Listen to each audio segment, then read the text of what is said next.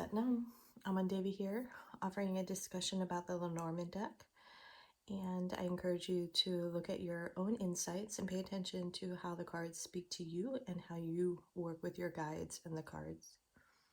So looking at the key card, and the first thing that always comes to mind with this card is you hold the key. You hold the key to your own magic. So how are you locking the doors, or how are you open to opportunities and the idea that it's in your hands?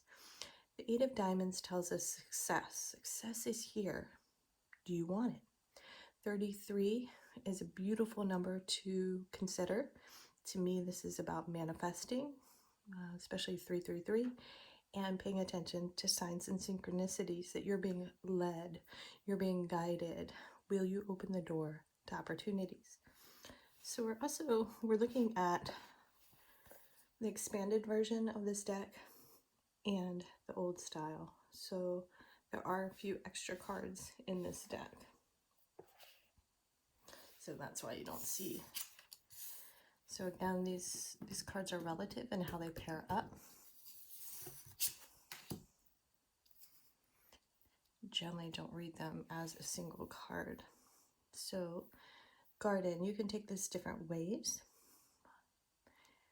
This is generally about public persona and connections in the external is the way I understand this deck to be read, or this card. And so how are you open to connection? How are you open to opportunity? And we can also take this a step forward to say creating boundaries or making commitment from between the sheets and into the external. For example, if you were doing a relationship reading, that's one opportunity. Eight of Swords, when we look at public persona, rather than thinking of it as trapped, we can look at it different ways as far as commitment. Not so much trapped, but in alignment.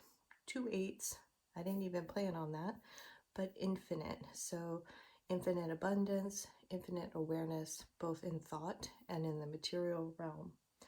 Garden, also The Secret Garden. Does anyone remember that book?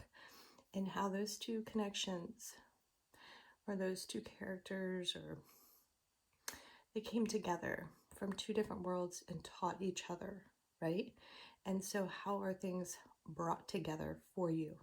And how are you expanding opportunities through connections? Nurturing growth could be another thing. Seed sown. So what does a garden represent to you? What does a key represent to you? What does the glass ceiling, a glass house, a greenhouse represent to you? What does a cage represent to you? What does a rose represent? So listen to how your guides speak to you when you read a card. Listen to what draws you in. Abundance. These two together speak to abundance to me, but a choice. And as an expanded card, I like this opportunity. To me, this is like the Joker. Anything is possible. 43 to 7, learning to find how you work with the key to your own heart, success, longing, love, for example. It's my understanding that this card is about coming together and finding your way. We also have the idea of the labyrinth. So whether that is working with your own mind and learning the infinite possibilities there and unlocking how you might put yourself in a box mentally. And then we could think of the Labyrinth movie.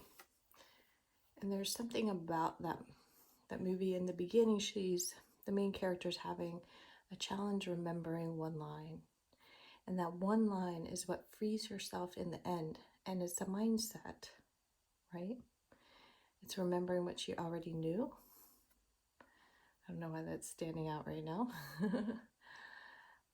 And I believe the words were like, you have no power over me.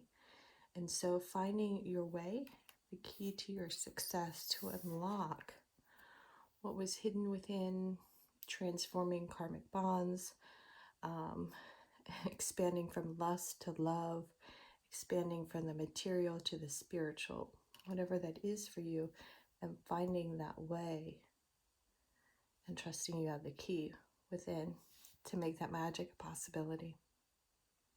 Well, I do hope this served well.